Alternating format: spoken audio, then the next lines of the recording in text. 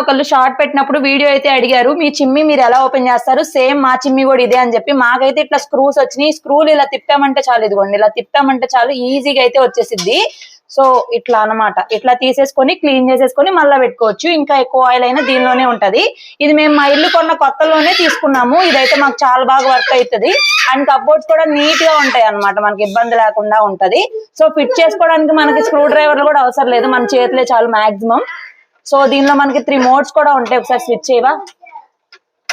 మేము అమెజాన్ నుండి తీసుకున్నట్టున్నాము. దీనిలో మనకి ఇట్లా 3 మోడ్స్ అయితే ఉంటాయి. ఇట్లా అయినా ఆన్ చేసుకోవచ్చు, లైట్ ఉంటుంది, ఆఫ్ ఉంటుంది. ఇది వచ్చేసి ఇది ఆన్ ఆఫ్ అట్లా హ్యాండ్ తోను, సెన్సార్ తోను, బటన్స్ తోను వర్క్ అయింది. మాకైతే చాలా బాగా యూజ్ అవుతుంది.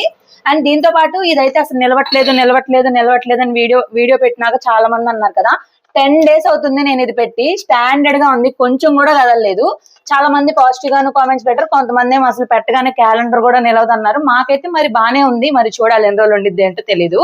సో మీ డౌట్స్ అన్ని క్లారిఫై అయినాయి అని అనుకుంటున్నాను.